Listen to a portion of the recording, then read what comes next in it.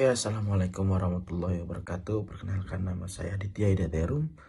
Saya dari kelas paralel 3 untuk mata kuliah Sosiologi Olahraga NPM saya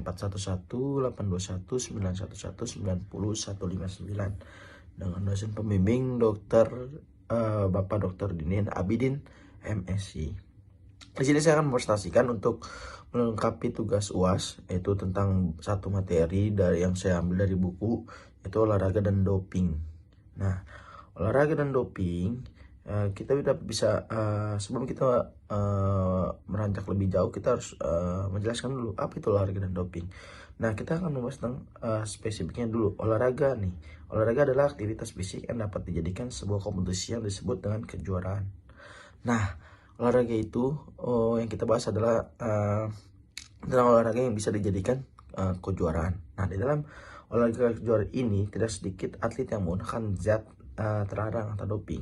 Nah, apa sih yang dimaksud dengan doping dalam olahraga?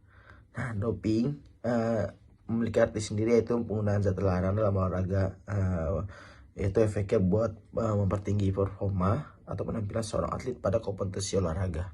Jadi doping itu membuat semangat atlet jika mengonsumsi doping. Nah, kata doping pertama kali muncul di Kamus Bahasa Inggris pada tahun 1889. Ini doping berasal dari kata dope, yaitu campuran candu dengan narkotika yang pada awalnya digunakan untuk pacuan kuda di Inggris. Jadi doping ditemukan di Inggris atau digunakan di Inggris pada saat pacuan kuda, itu tahun 1889. Penggunaan doping pun terjadi dalam berbagai jenis olahraga, baik olahraga tingkat amatir maupun profesional.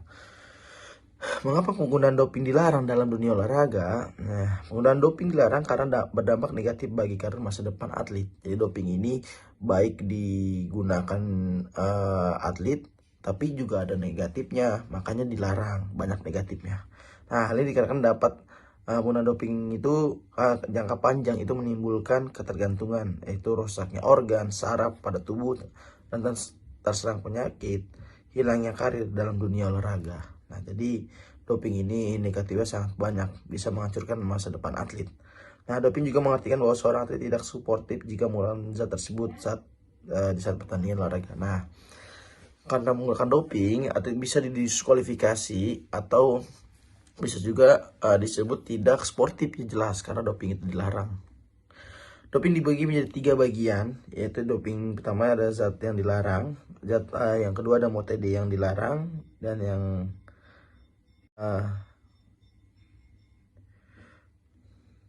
kelompok zat yang dilarang dan dalam batasan tertentu dibolehkan.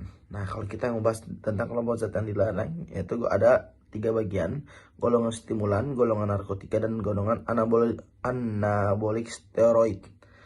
Ya, golongan stimulan itu zat yang merangsang fungsi tubuh, sementara golongan narkotika adalah obat saraf atau obat otot, golongan antalgik atau obat yang dapat menghilangkan rasa sakit. Nah, kalau narkotik itu obat yang bisa menghilangkan rasa sakit. Nah, sementara golongan anabolik steroid, doping yang paling sering digunakan pada atlet, yaitu obat-obatan anabolitik termasuk hormon androgenetik steroid, ini yang paling digunakan oleh atlet. Nah, ada metode yang dilarang, ada suntikan, ada manipulasi. Nah, menyuntik darah itu disebut apa ya?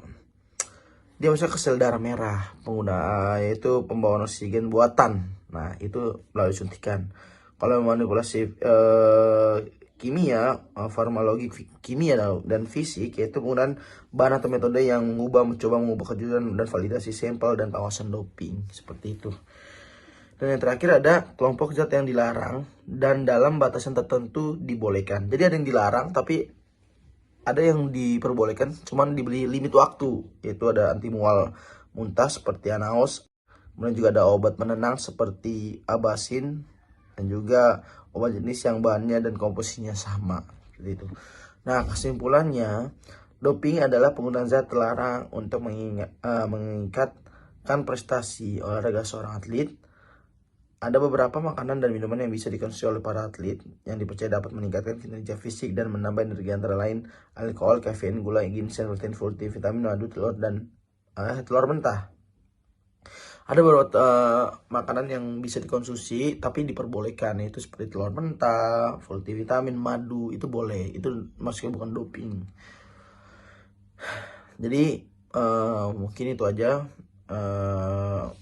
presentasi dari saya tentang olahraga dan doping. Kurang lebihnya mohon maaf. Izin pamit. Assalamualaikum warahmatullahi wabarakatuh.